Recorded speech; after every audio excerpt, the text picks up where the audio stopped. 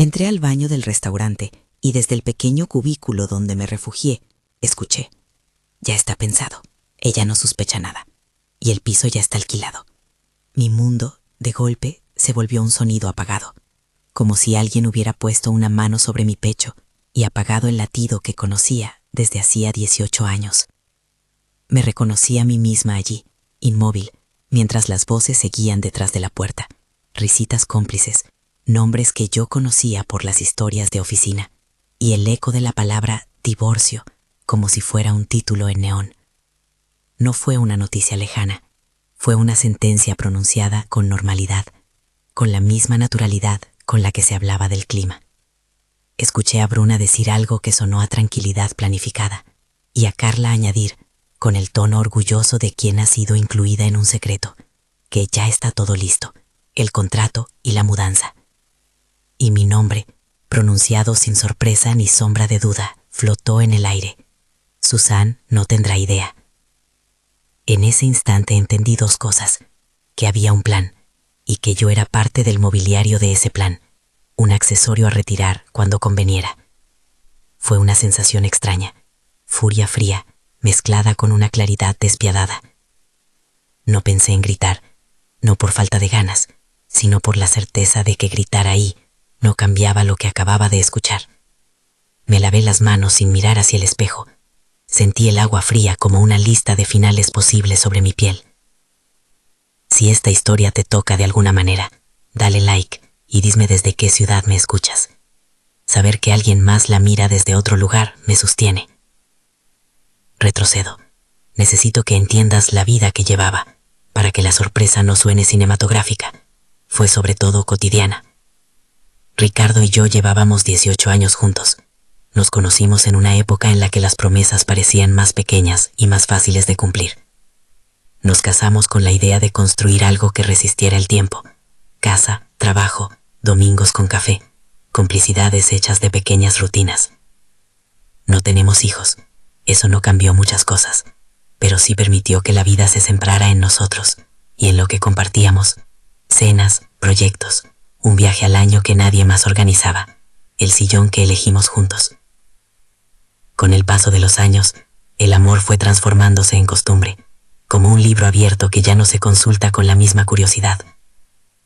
Hubo señales, como siempre las hay cuando la verdad empieza a deshacerse en hilos finos, celulares cerrados con más frecuencia, un nuevo aftershave que yo no había elegido, porque ya no íbamos a la perfumería como antes, viajes de trabajo que se prolongaban en excusas vagamente plausibles, noches en las que llegaba tarde, y su sonrisa no me alcanzaba para cubrir la distancia que había entre lo que decía y lo que hacía. No es que él fuera un tipo violento, ni que hubiera siempre un drama monumental.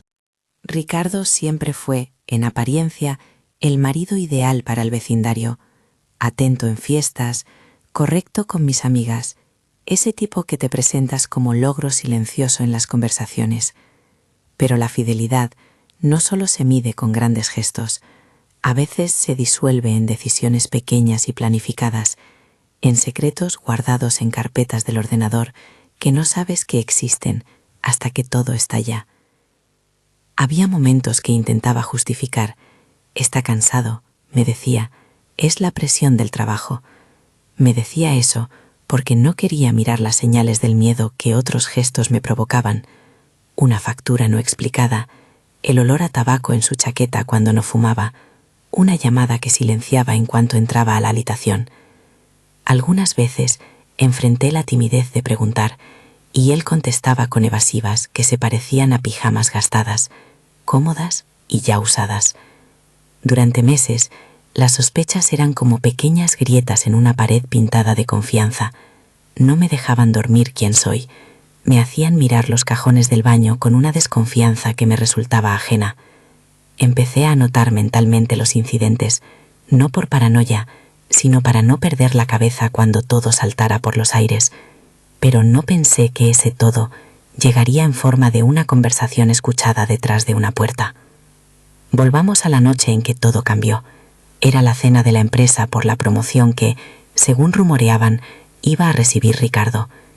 El restaurante tenía ese brillo íntimo que yo siempre había amado, luces cálidas, velas que parecían guardar secretos, el murmullo de la ciudad como telón. Habíamos salido con la intención de celebrar algo que supuestamente nos beneficiaría a los dos. No imaginé entonces que sería la escena pública en la que me confrontaría con la traición. Después de escuchar aquello en el baño, volví a la mesa con una calma que no era mía. Sonreí, comí, fingí que la conversación no había dejado un pozo de ruptura en mi estómago. Cuando la noche terminó, no volví a fingir por mucho tiempo. Hubo una noche en que el insomnio me llevó al límite. Estas son las cosas que no se cuentan al principio, porque suenan a algo que no queremos ser, la mujer que, en la madrugada, rebusca en la intimidad del otro en busca de pruebas. No voy a dar instrucciones, no te diré cómo hacerlo, ni te invitaré a invadir la privacidad ajena. Solo te cuento lo que pasó. Cuando la casa duerme, el portátil de Ricardo permanecía abierto en la mesa del comedor, una luz tenue iluminando iconos a los que antes no había prestado atención. No lo hackeé. El dispositivo estaba allí, en nuestro espacio común, y lo que encontré fue un golpe de realidad. La pantalla brilló con carpetas. Una llamó mi atención por su nombre incongruente, Novo AP. Dentro, fotos de pisos, contratos con firmas que no eran la mía, correos cruzados en los que se hablaba de plazos y llaves, de fechas para la mudanza. Una hoja de cálculo, con un título que me punzó el pecho. Orzamento, vida nueva. Filas con cantidades y una columna con una frase que logré leer con la claridad de la desesperación. División de bienes. No era una charla a medias, no era un impulso, era planificación meticulosa, un presupuesto para borrar mi presencia de la ecuación. Recuerdo el olor a café frío a mi lado, el teclado bajo mis dedos temblorosos, la imagen de él en todas las fiestas en las que me había presentado como su compañera. Sentí náuseas, pero no pensé en venganza inmediata. Pensé en justicia, porque lo que había ante mis ojos era una intención meditada de proceder contra mí con ventaja, firma de contratos, pagos previstos, un plan con nombres y fechas. Eso es lo que en derecho se suele llamar mala fe, un término que no quiero convertir en mantra, pero que aquí significó una acción deliberada orientada a beneficiarse a costa de otro. Llamé a mi prima Julia a las 3 de la mañana. Ella no es solo mi familiar, es abogada. Su voz, aún con sueño, me dio una especie de ancla. No esperaba que me consolara con frases bonitas. Esperaba y recibí consejos firmes y prácticos. Me dijo que guardara aquello de forma segura, que imprimiera lo necesario, que hiciera copias, palabras sencillas, porque no podía pedirme que explicara procedimientos legales complejos en medio de mi golpe de vida. Me dijo, con la claridad fría que solo la ley puede otorgar, que las pruebas importan y que en casos de planificación previa, dejar que las cosas sigan su curso a veces sirve para demostrar la intención. No usó el término venganza ni una sola vez. Habló de derecho, de evidencia, de la idea de mala fe como una conducta que podría inclinar la balanza a mi favor. Me habló de cuidado, de no precipitarme y de evitar acciones que pudieran volverse en mi contra. Me recordó que la dignidad no se pierde por pedir protección, se gana por defenderla con criterio. No me dio una lista de pasos, me dio algo más valioso, una estrategia que compatibilizaba prudencia y firmeza.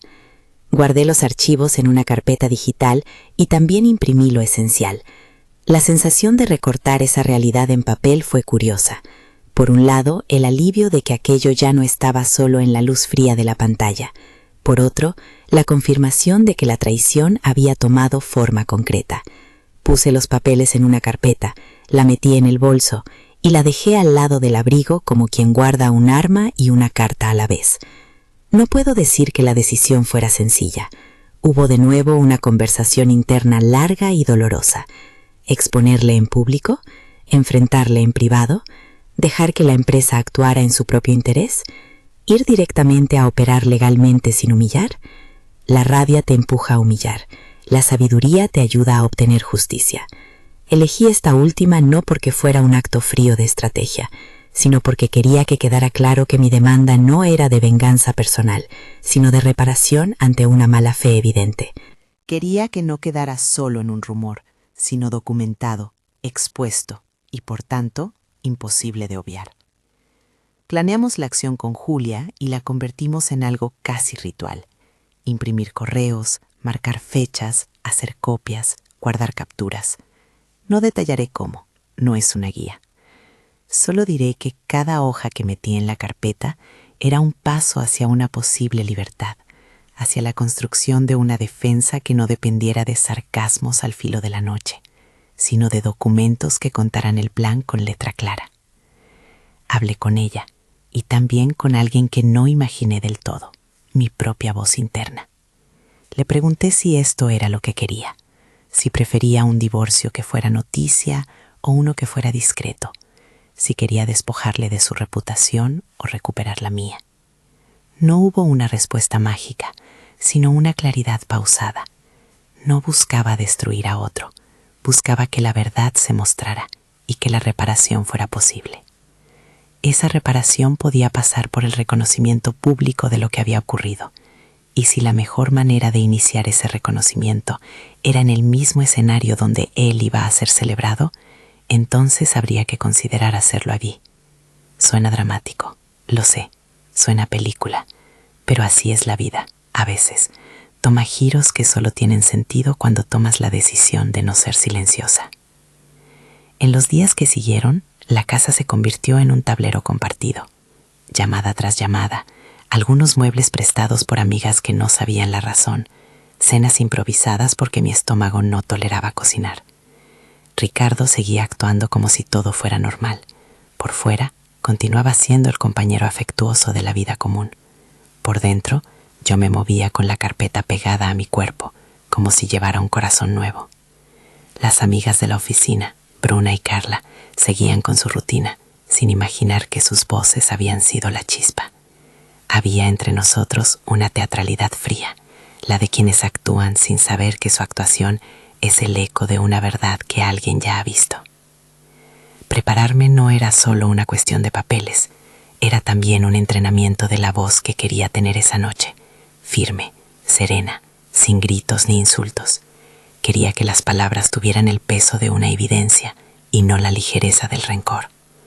Los ensayos en mi cabeza fueron mucho más largos que los que hice en voz alta. Me imaginaba sosteniendo un sobre, extendiéndolo y leyendo lo que nadie esperaba que leyera. Imaginaba las miradas, el murmullo que correría por las mesas, la incredulidad de quienes pensaban conocer la historia completa. Pero también me imaginaba la liberación que vendría después, la sensación de no ser más la pieza cómoda que se retira cuando ya no sirve. No voy a negar que hubo un momento en el que pensé en llamar a Ricardo y decirle, sé lo que has hecho, ¿por qué? Pero decidí que la pregunta no era para él, sino para nuestra historia compartida. ¿Cómo llegamos aquí? ¿Cómo permitió que la planificación de su nueva vida se hiciera a espaldas de nuestra? Es posible que su respuesta me hubiese dado razones, excusas, arrepentimientos. Es posible que me hubiese convencido, con su voz, de que había sido un error. No quería eso. Lo que quería era una exposición de la verdad que permitiera a la empresa y a otros actores ver que su promoción no debía celebrarse sobre una base de engaño. Quería que su cara de sorpresa no fuera la primera prueba de algo que él ya había dejado listo. Cuando faltaban horas para la cena, la ciudad parecía un telón que se tensaba. Me vestí con calma, como si el acto de ponerme ropa fuera una ceremonia de reivindicación. El bolso con los papeles reposaba junto a mi teléfono. Mis manos no podían quedarse quietas. Frente al espejo me repetí una frase sencilla que había aprendido de mi madre en tiempos menos turbulentos. La dignidad no se rompe, se reclama. No es una frase teológica ni una promesa de victoria universal. Es una decisión que tomé para no convertirme en víctima del silencio. Salí de casa con la carpeta bajo el brazo. No llevaba más que lo necesario, pruebas, mi orgullo y una forma de silencio que había elegido usar como arma de verdad. Al llegar al restaurante, la música suave y las voces celebrantes me atravesaron como si fuesen objetos extraños. Para el mundo exterior era una velada de felicitación.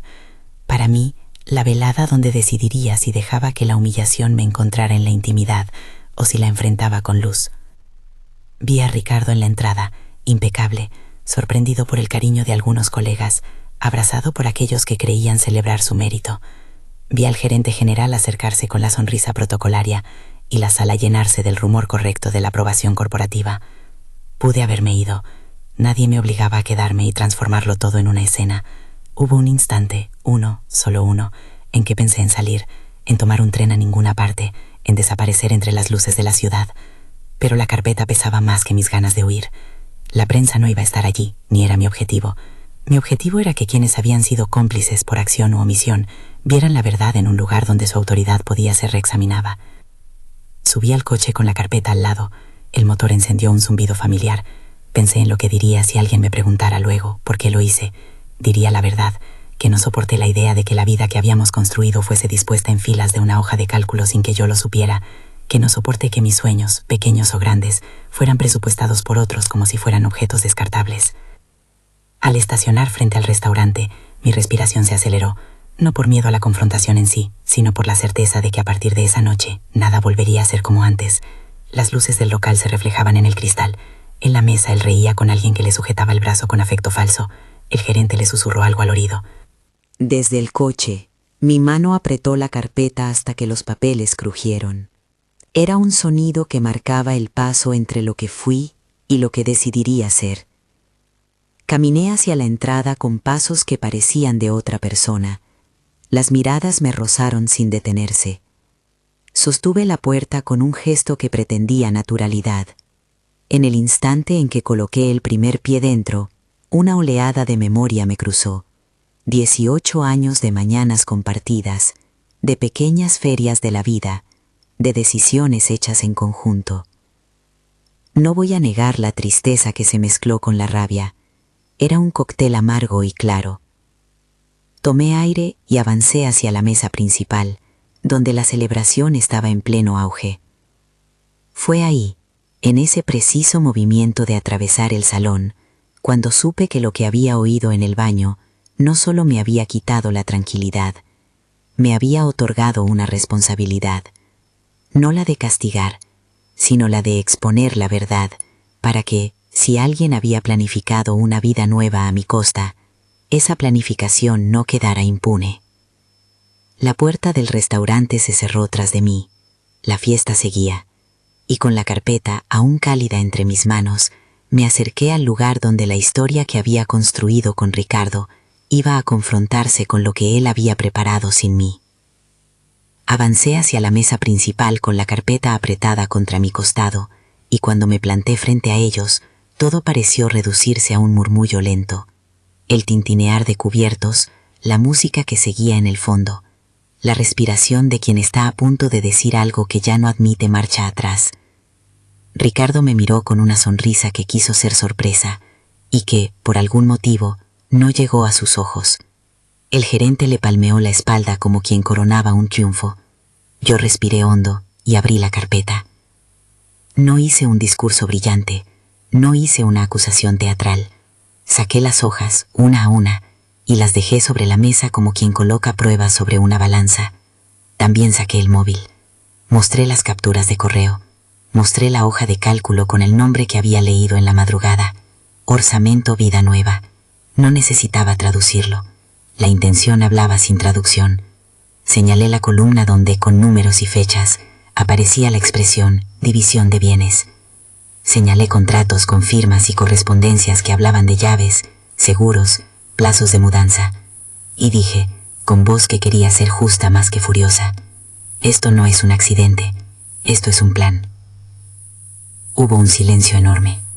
Uno de esos silencios que hace que el ruido de la ciudad parezca una broma lejana. Las mesas que hasta hacía un momento reían, comenzaron a girar sus miradas hacia nosotros.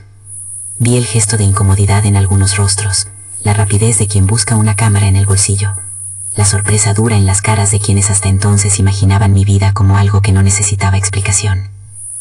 Ricardo intentó tomar las hojas con la mano, con esa mezcla de acto reflejo y vergüenza que suelen tener los que quieren destruir la evidencia. Le aparté la mano con la mía y dije, tranquila pero firme, no toques esto. No era un desafío, Era una demanda de respeto por algo que ya no le pertenecía a él para manipular. El gerente se levantó. Su expresión fue primero confusa y luego, al ver los papeles, una suma de incredulidad y nervio. «¿Qué está pasando aquí, Susanne?», preguntó, intentando recobrar un aire de formalidad que la escena le quitaba. Le expliqué brevemente. Lo que ven son conversaciones y documentos que muestran que la promoción que hoy celebraban había sido en realidad el continente de una decisión ya tomada para desplazarnos a mí de la vida en común. Dije la palabra mala fe, sin gritarla, porque sabía la potencia de esa definición. No la pronuncié para herir, la pronuncié para que quien tenía que decidir viera que aquello no era una pelea doméstica. Era una conducta planificada que tenía consecuencias en la empresa y en la reputación de quienes la avalaban. Bruna y Carla estaban a mi lado, pero no como amigas. Estaban tensas, con la sonrisa rota en algo que parecía improvisado. Las miré. No busqué humillarlas por gusto, no les grité. Les señalé las copias donde figuraban sus nombres en correos y mensajes y dije: «Vosotras estabais ahí». Se armó un murmullo en el salón. Algunas personas empezaron a cuchichear. ¿En serio? ¿Bruna y Carla? Una de ellas, la que hasta hacía poco reía en el baño, frotó en sus manos como quien intenta borrar de la memoria lo que ya quedó escrito.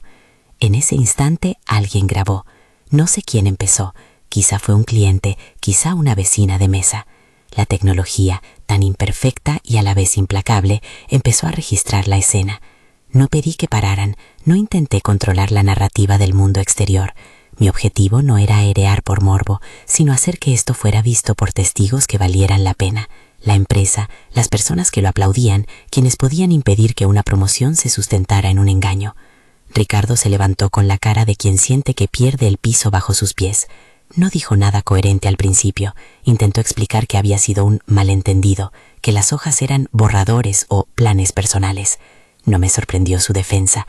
Quien ha planeado algo a la sombra suele, al ser descubierto, minimizarlo como si las palabras y las firmas fueran menos reales en la luz. Yo guardé la calma que había practicado.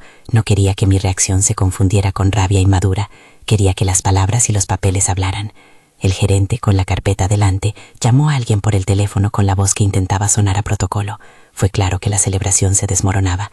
En pocos minutos el ambiente cambió de tonalidad, la música bajó, las miradas dejaron de ser cómplices y se volvieron inquisitivas, y yo sentí por primera vez en mucho tiempo que la verdad se alineaba a mi favor, no por venganza, sino por justicia. La carpeta dejó de ser un objeto cargado solo de dolor y se transformó en una herramienta para reparar lo que habían intentado borrar. Se pidió discreción y una investigación interna. Esa fue la palabra, investigación. El gerente nos pidió que guardáramos la calma y que por el bien del procedimiento conversáramos en privado. No confié en la discreción que pedían. La escena ya había sido vista por varios. Lo que sí acepté fue que era momento de pasar la pelota a manos que supieran jugar con las reglas. Julia se presentó en cuanto la llamé. Llegó con la tranquilidad de quien sabe que los papeles no se defienden solos, pero que la verdad, bien presentada, tiene un peso. A partir de esa noche, la maquinaria formal se activó. No entraré en tecnicismos, no daré pasos legales como una guía, eso sería irresponsable. Pero sí diré lo que me importó, recopilar, documentar y confiar en alguien que entendiera cómo presentar la evidencia sin convertir mi vida en un espectáculo jurídico.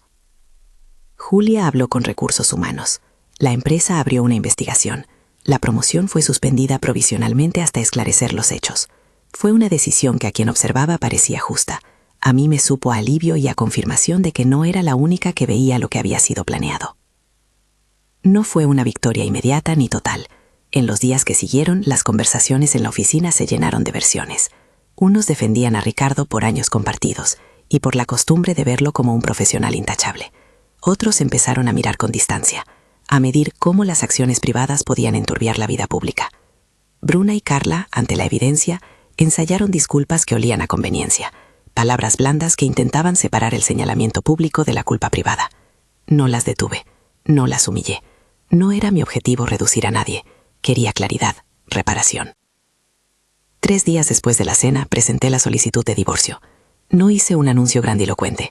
Lo hice con la serenidad de quien ha decidido que seguir compartiendo una vida, donde se planifica tu ausencia, es colaborar con tu propia borradura.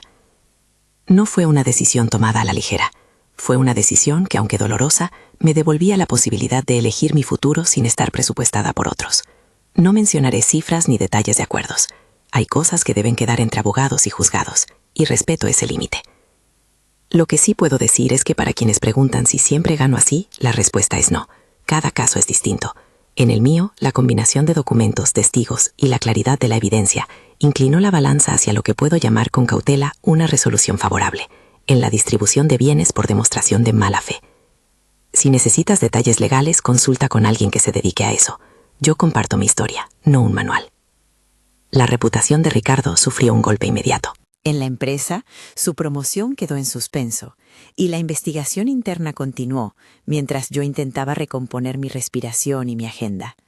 La gente empezó a verme con otros ojos, no como la esposa frágil de un hombre ambicioso, sino como la mujer que decidió no ser el accesorio de un proyecto ajeno. Fue un cambio lento, lleno de momentos en los que el espejo devolvía una mirada distinta, más erguida, menos extenuada de excusas. Mi vida después del proceso de separación no fue lineal hacia la felicidad. No existe una curva ascendente limpia que borre los días grises. Hubo noches de duda, de lágrimas que venían sin avisar. Hubo días en los que me pregunté si había actuado correctamente. Pero también hubo pequeños faros, llamadas de amigas que no había sabido que tenía, mensajes de soporte de quienes habían vivido algo parecido. La presencia firme de Julia, que no solo me representó legalmente, sino que me sostuvo con la claridad de quien ha visto casos así antes y sabe que la dignidad se reconstruye con paso paciente. Volví al trabajo con una mezcla de miedo y alivio. La rutina profesional me sirvió de tabla de salvación. El trabajo ocupó las horas en las que la casa, vacía de presencia compartida, parecía un eco demasiado alto. Ahí encontré, poco a poco, una nueva versión de mí que trabajaba por vocación y por necesidad de sostenerse. Hubo proyectos que antes me habrían parecido menores y que ahora me trajeron orgullo, colegas que se acercaron con respeto, oportunidades que vinieron cuando menos las esperaba. Con el tiempo, lo que empezó como una necesidad de estabilidad se transformó en una elección de avance. No fue automático. Tardé en aceptar ofertas y a la vez tuve que aprender a confiar en una autonomía que no había practicado tanto. Recibí una propuesta interna que meses después terminó en una ascensión que no fue un trofeo por lo ocurrido, sino el reconocimiento de un trabajo serio y comprometido. Hablo de ello con humildad. No quiero que suene a justificación, sino a testimonio de que el esfuerzo y la evidencia, en lo legal y en lo profesional, pueden en algunos casos llevar a una reparación que no es exacta ni total, pero que permite reconstruir. Viajar ayudó, no porque huirse a la solución, sino porque el espacio fuera de la cotidianidad permite mirarse con perspectiva. Fueron viajes sencillos al principio, una escapada a una ciudad que siempre me gustó, fines de semana en la costa con amigas nuevas y con algunas de las antiguas que se mantuvieron. Hice excursiones que eran pequeñas ceremonias de cuidado propio, desayunos que me obligaban a sentarme y disfrutar, caminatas largas sin teléfono, atardeceres que me recordaban que las tragedias personales no agotan la belleza del mundo. Aprendí también, con cierta sorpresa, a descubrir amistades que no sabía que estaban allí. Organizamos cenas que no tenían un motivo profesional y sí muchas risas. Compartir la experiencia con otras que habían pasado por algo similar fue sanador. No en el sentido de que el dolor desapareciera, sino de que dejó de sentirse tan solitario. La fe fue un componente que estuvo presente sin convertirse en promesa. No atribuía una intervención divina directa a los cambios concretos. No diré que Dios me consiguió documentos, ni que las resoluciones judiciales cayeron del cielo. Sin embargo, sí reconozco que la oración y la confianza en algo más grande que mis temores me dieron sostén en las noches largas. Hubo momentos en los que ir a la iglesia, a un grupo de mujeres, o simplemente sentarme a hablar con alguien de mi comunidad fue un bálsamo. Agradecí en silencio muchas veces la fuerza que sentí como regalo cuando estaba al borde de claudicar. Pero también trabajé para no convertir la fe en una muleta que falsea la realidad. La fe me sostuvo, pero la justicia se logró con pruebas, decisiones profesionales y acciones concretas. Con el tiempo, lo que quedó fue una vida que volvía a ser mía. No todo lo que perdí fue reemplazado con algo más brillante. Algunas cosas se quedaron detrás con dignidad. Aprendí a disfrutar de la soledad elegida, de las cenas en mesa pequeña, de la cama que ya no compartía con quien la había llenado de silencios planificados. Aprendí a girar mi mirada hacia proyectos que antes postergaba, cursos, lecturas, una idea de emprendimiento que fue tomando forma entre llamadas y cafés. Y aprendí, sobre todo, a no minimizar mis señales internas, a escuchar cuando algo no me parecía bien y actuar con la prudencia que la experiencia me enseñó. En cuanto a Ricardo, la vida le colocó las consecuencias que la evidencia demandó. No me propuse destruir su carrera, me propuse no ser cómplice de una vida diseñada a espaldas mías. La empresa tomó medidas internas y el proceso de separación cerró con un reparto que, según lo que se comunicó, tuvo en cuenta la existencia de una planificación previa en su contra. Como ya dije, los detalles concretos son indefinido en este relato público. No tengo interés en abrir litigios aquí ni en ofrecer números. Mi intención es hablar de la experiencia humana, no de cifras. Hoy, cuando miro atrás, no lo hago con la sed de venganza ni con la gratificación del triunfo ajeno. Lo hago con gratitud por la capacidad que tuve de sostenerme, por las personas que estuvieron y por las lecciones aprendidas. Si me preguntas si me arrepiento de haber expuesto la situación en el restaurante, te diré que no. Hice lo que pude con lo que tenía: pruebas, testigos y la necesidad de que la empresa viera que una promoción no puede celebrarse cuando detrás hay decisiones que perjudican a otra persona. Fue una decisión compleja y consciente. Si estás pasando por algo parecido, no te diré que te dejarás llevar por mi ejemplo. Cada historia es única. Te diré, sí, que prestar atención a las señales, documentar lo que puedas de forma legal y confiar en profesionales honestos puede ser un camino para protegerte. Y también te diré que buscar apoyo emocional, amigas, familia, terapia, es fundamental. No eres un caso, eres una persona que merece claridad y respeto. Cierro este relato con una frase que me repetí en los días más oscuros y que hoy te dejo como una verdad simple. La dignidad se reclama. No porque sea fácil, sino porque es posible. No prometo finales perfectos. No todos los procesos terminan como el mío, ni todas las heridas se curan igual. Pero sí creo en la capacidad de levantarse con información, con aliados, con fe y con la decisión de no ser parte de un plan que te deja fuera. Si esta historia te ha hablado de alguna manera, comparte este video con alguien que pueda necesitarlo y suscríbete para no perderte más testimonios de mujeres que se atrevieron a nombrar su verdad. Gracias por escuchar.